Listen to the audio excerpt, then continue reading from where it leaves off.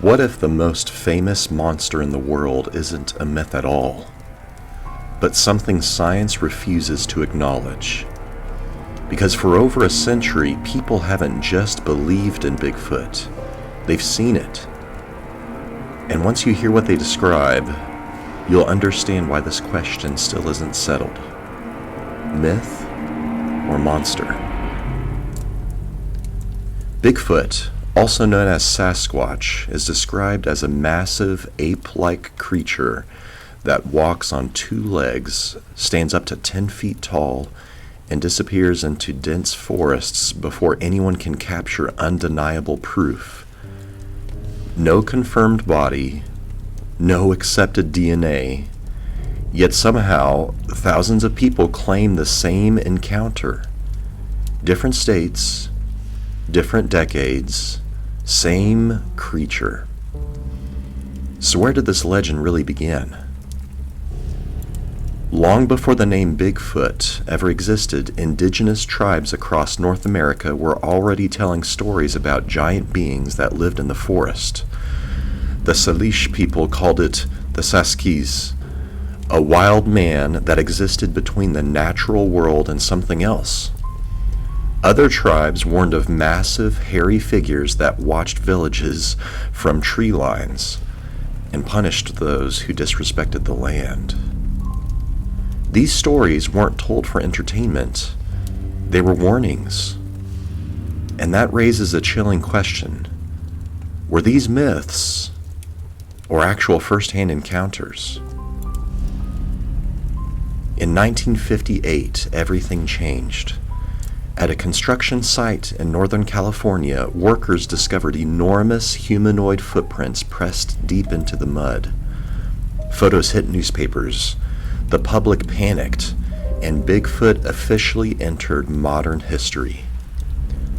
But that was nothing compared to what came next.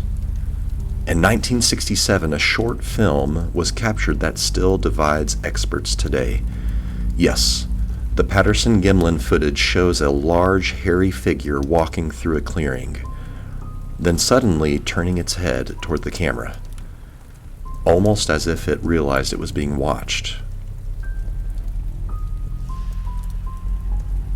Costume experts argue it was impossible to fake convincingly at the time.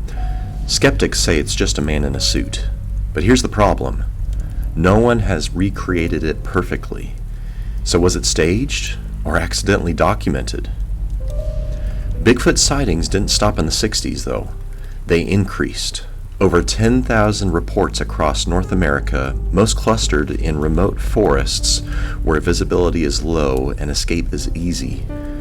Witnesses describe heavy footsteps pacing campsites, trees snapping or being thrown, deep vocalizations echoing for miles, and almost every report mentions the same detail: the smell. A powerful rotting odor that arrives before the creature even appears. Which leads to another question. Why would a myth have a scent? Bigfoot rarely attacks. Instead, it observes. People report feeling watched, followed, and circled. Hunters claim something stalked them silently through the woods, matching their pace step for step. Law enforcement officers have filed reports they later tried to retract. And nearly all witnesses say the same exact thing. This was not a bear. So if Bigfoot is real, why doesn't it want to be seen? Skeptics always point to the same argument. No body, no proof.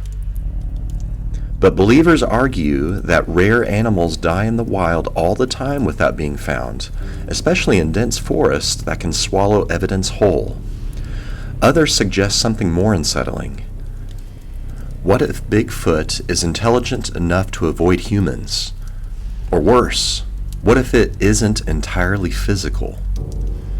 Some encounters don't stop at footprints or sightings. Witnesses report electronics malfunctioning, sudden silence in the forest, missing time. A few even claim the creature simply vanished, as if it stepped out of reality itself. At that point, Bigfoot stops being just a creature and it becomes something else entirely. Yes, hoaxes exist. Fake footprints, fake videos, people chasing attention, but hoaxes don't explain why that reports stay consistent across generations. Witnesses often stay anonymous, and many say coming forward ruined their reputation. People don't gain fame from Bigfoot. They gain doubt. And why keep telling the same story? Maybe Bigfoot is a surviving species science hasn't classified yet. Maybe it's a symbol of humanity's fear of the unknown, or maybe it's something that understands us better than we understand it. Because if Bigfoot wanted to be found, wouldn't it be by now? So what do you think? Is Bigfoot just another campfire legend passed down through time? Or is it something still walking the forests, unseen, unheard, and waiting? Myth or monster?